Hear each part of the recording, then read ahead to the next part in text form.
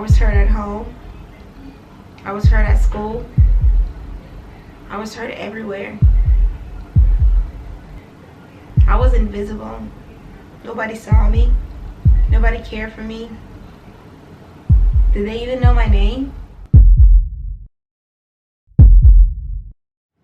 I was really small and really tiny.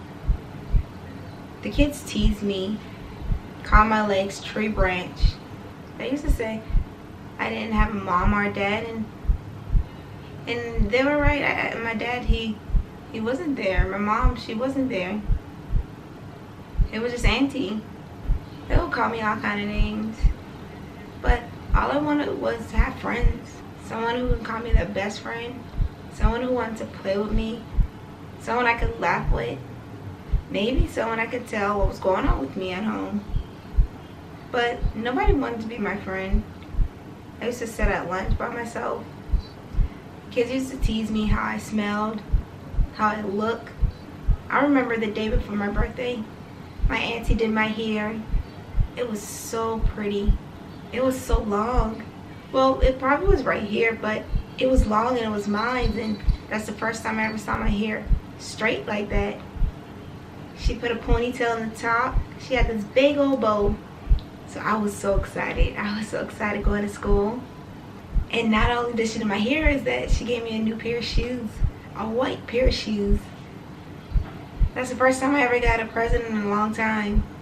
First time I had clean shoes and shoes that fit me. It wasn't so big. It wasn't my siblings' shoes, but it was all my shoes. I remember going to school. Teacher first saw me. She said, "Oh man, you look so pretty." I remember smiling and saying, "Thank you." And then one of the girls who always talked about me and who always was mean, she said a nice compliment. She said I was pretty and my hair is pretty. I remember being so happy and saying, man, I can finally have some friends.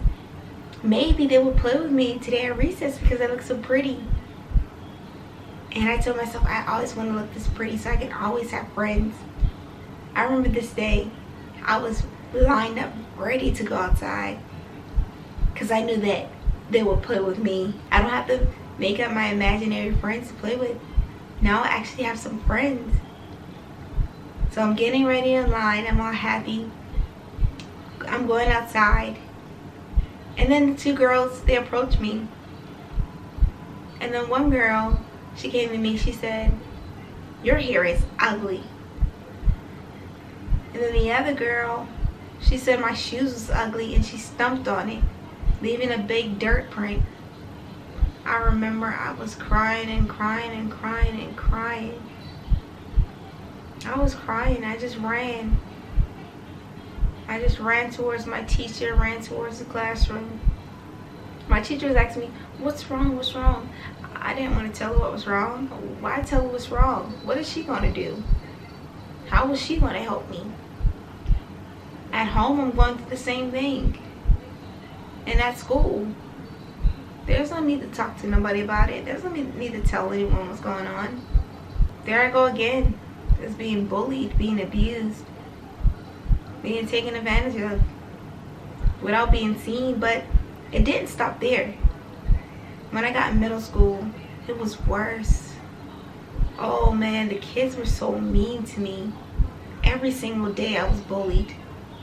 They talked about my hair, they talked about my clothes, they talked about my pants being either too short, too small, or too big, or had holes in it, but that's all I had. I didn't have anything else.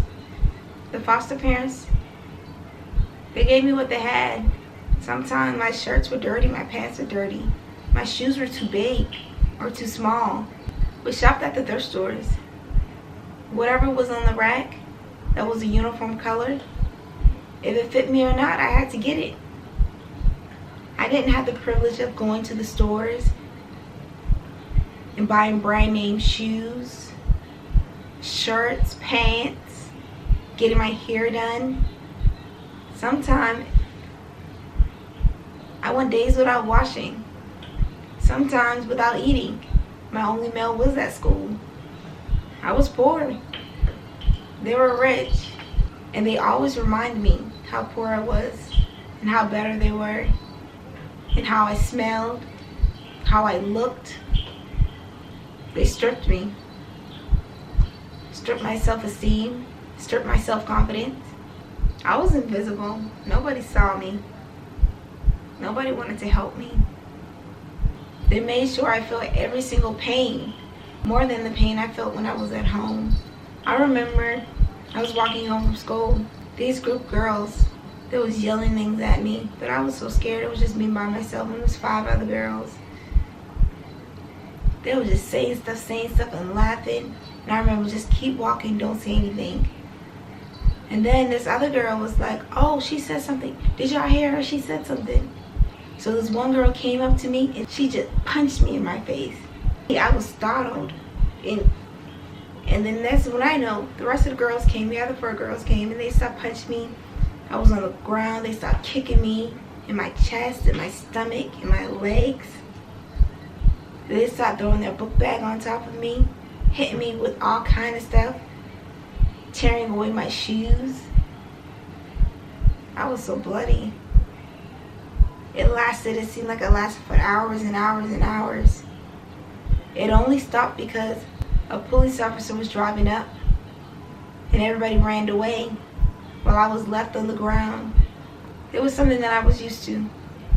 I already was going through a lot of pain, a lot of hurt. I remember going to the hospital, just laying there. They're asking me questions. Who am I? Where do I live? I was numb. I was so numb. Why tell them what's going on with me? Who's going to help me? Who's going to care for me? I'm just going to end up back in the same house. I'm going to end up back at the same school. They're going to do it again. Another kick, another slap, another punch. Why tell people about it? I was hurt at home. I was hurt at school. I was hurt everywhere. I was invisible. Nobody saw me. Nobody cared for me. Did they even know my name? Did they know anything about me besides how I smell? How bad I looked? How my hair wasn't fixed? They didn't know anything about me. I felt invisible.